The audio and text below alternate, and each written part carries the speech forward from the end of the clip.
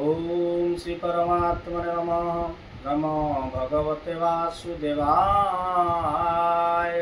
हर हर महादेव शिव शंभु।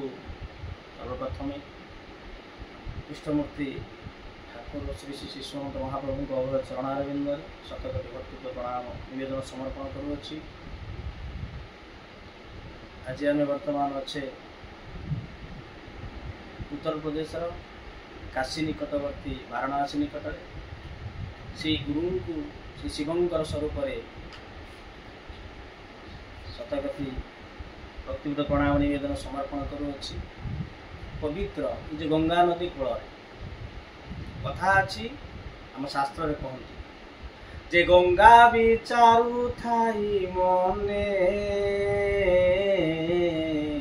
बारुणी पड़िब केशने आसिबे विष्णु भक्त जन करिबे मो पाप मोचन।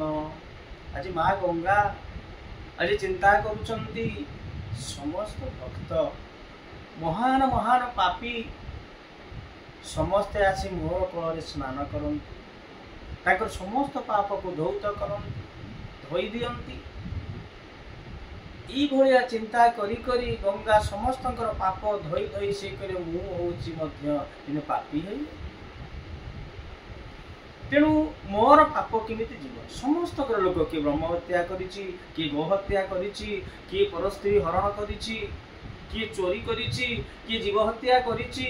जो विभिन्न प्रकार पाप बा जी गोलारे रसी देइचंती विषपान करिचंती महान महान जो पापी माने आसंती से माने आसी मोर कोଳରେ गाधे मते पापी करिले मु धोई देई समस्त पाप मु मते पापी।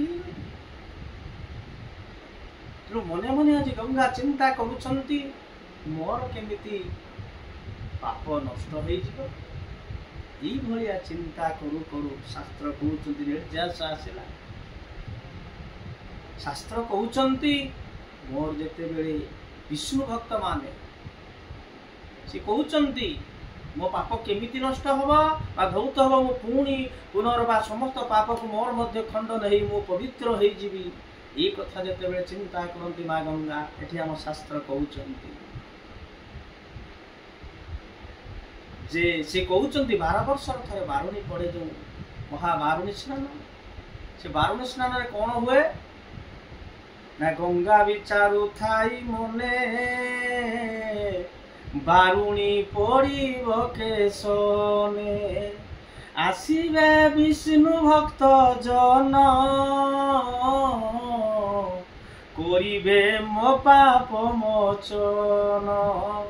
गोविंद गोविंद गोविंद पदु गलुछि मकरंद से मकरंद पान करी आनंदे बोलो हरि हरि आनंदे कबार हरि हरि बोलो।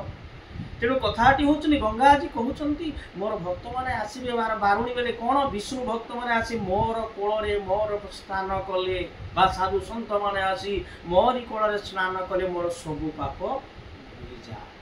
आज्ञा चिंता करंतु विष्णु भक्त किड़े श्रेष्ठ बा वैष्णव साधु सन्त ये जो महान जो व्यक्तित्व सी कौन करती ना से मोर पाप नष्ट हो जाए।